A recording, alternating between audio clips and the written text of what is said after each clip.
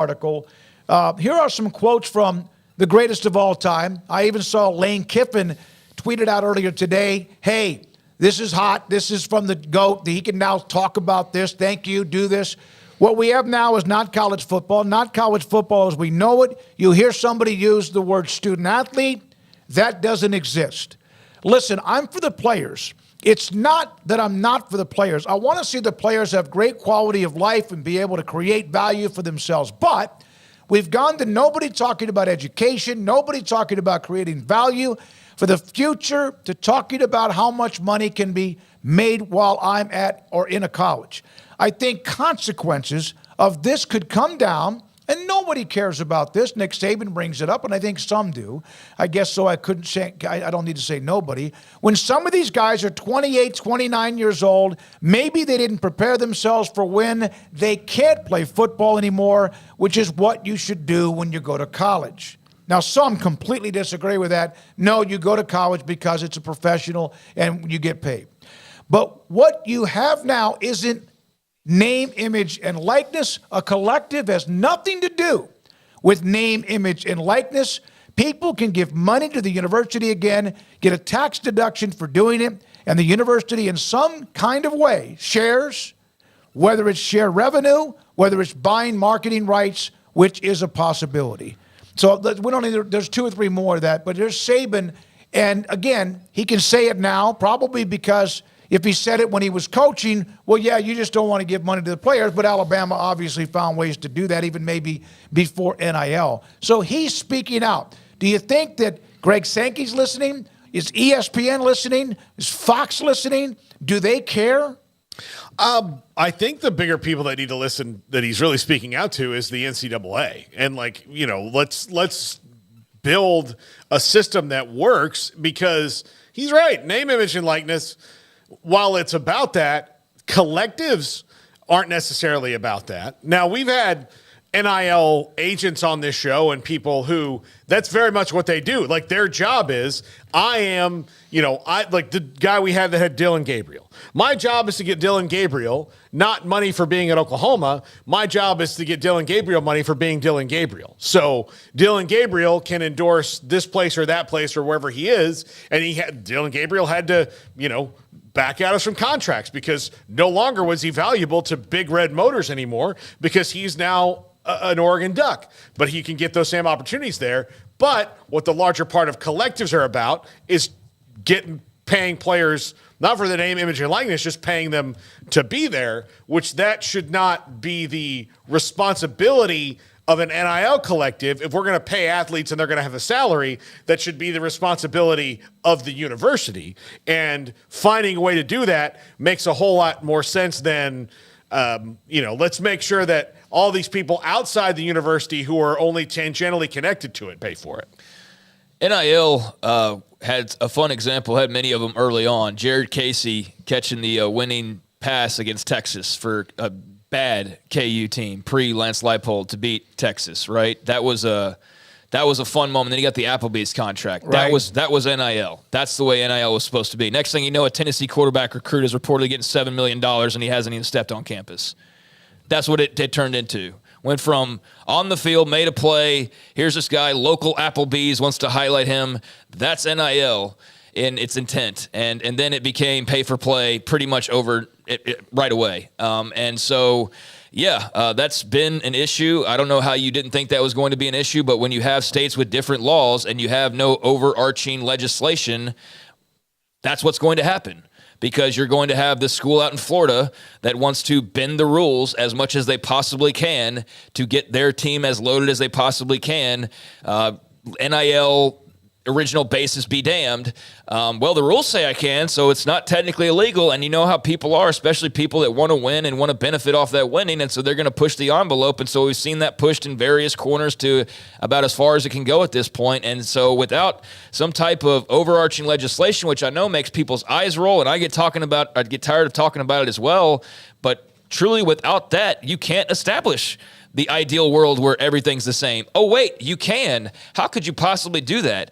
Oh, that's right. You negotiate with the players and you sign them to contracts. Oh, wait, you don't want to do that? Well, then you're SOL, buddy, because there's no other way to corral that. Which is what Jay Billis brought up in that quote yesterday. So you want to fix it, go fix it, but you don't want to fix it truly because the fix is not the fix that you want. So I'm getting about sick and tired of hearing about how it's not the way it's supposed to be. While I agree with that, and I do wish it was more of the way it was supposed to be, you people who want to change it and who truly want to do it for the benefit of the game can't get together to go and do what would be the game changer. And I understand why. There's a fear of what that would create, not just for themselves, but for everybody else. And then you talk about teams falling off of a cliff. Well, if it all of a sudden became collective bargaining, Kennesaw State's kind of screwed because they're not going to be able to sign their entire football team, most likely to contracts. Now, maybe they could swing it. Maybe I'm overplaying that, and maybe everybody would be fine in the long run. But I understand there's a hesitancy there because of the commitment that would take and the more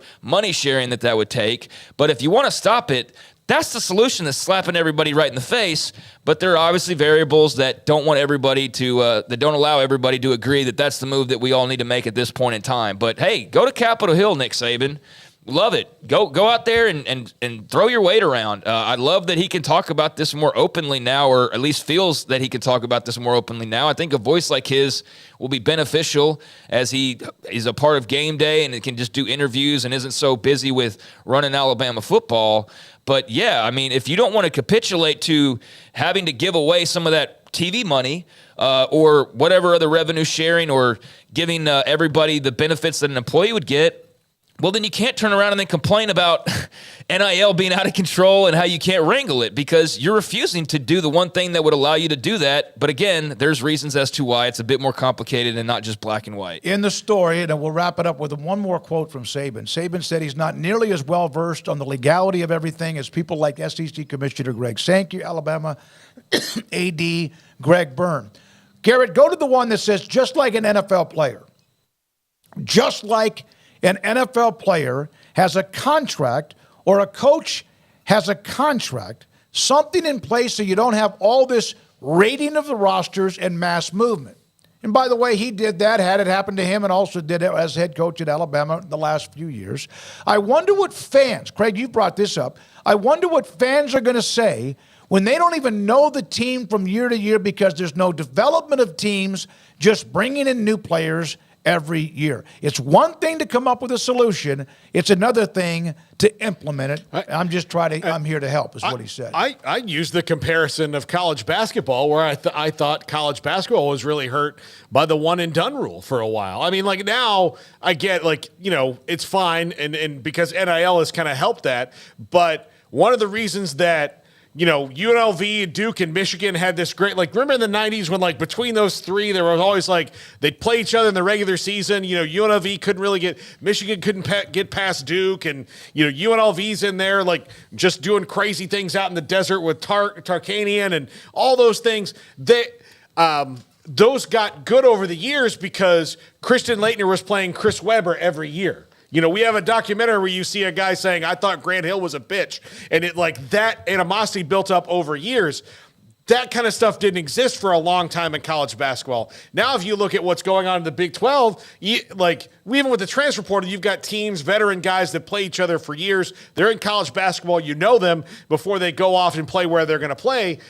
In college football, if you're just going year to year with we have a different quarterback every year and this guy is in his third or fourth team, I mean, how do you fall in love with that guy? How do you fall in love with those teams? But if they don't, then are you going to look back and go, man, that 10-2 season was really great. Who was on it? Oh man. Yeah. It's just those are the things you miss. Do we think is there a chance that it's about winning the championship? And we even have said this about Kennesaw State or for Boise State or whoever. About a chance to win the national title. Has winning the national title consumed us so much that we are now not enjoying college football in general? Yes, because Kennesaw State has absolutely 0% chance of ever sniffing a national title. Yeah. And so do most of the teams. So, yeah, it's unrealistic. It's the whole idea, though, that you have a chance. If you got that special roster together with the right head coach at the right time and you win those close games and all of a sudden you find yourself there with at least a shot, there's that hope every year that you have. And now you can have that undefeated team and not even make the dadgum playoff.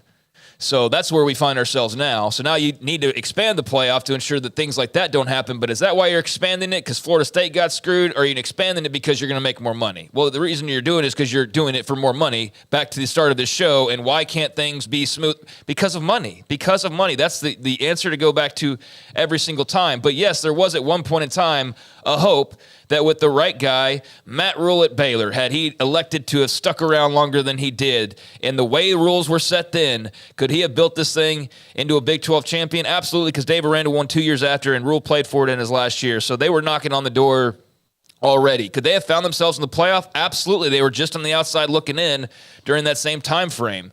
And so you had that hope. But then guess what happened? NIL happened and transfer portal happened. And so now you would think a guy like that would probably still have the support to keep most of his roster together.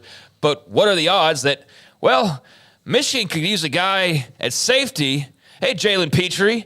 He could use a linebacker over at Alabama. What's up, Terrell Bernard? And so now you're having to deal with all these other factors that don't make it all that realistic that a Baylor or most 90% of the teams out there are going to have the right coach at the right time with the right roster, with the right NIL and the right timing of it all to keep it all together for 3 or 4 years to get to that point where it all pays off and it peaks at the right time. That's just not the world we're living in anymore. Yeah. You can't keep those teams together. So I think that, yeah, everybody's got to kind of change their expectations because let me tell you right now, I've been saying this going back the last couple of summers when we've been talking about this expanded playoff.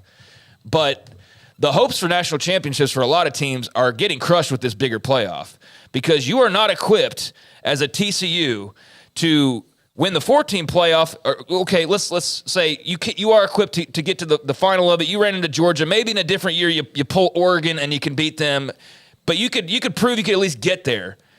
But now let's add a couple more games. Yeah. And now let's add that, okay, you're hosting first round against SMU, and then the next round you're playing Tennessee, and then the next round now you're playing Michigan, and then in the next round you're going to play Georgia. Like, are they going to be able to do? Are 95% of teams going to be able to go through that juggernaut of a tournament?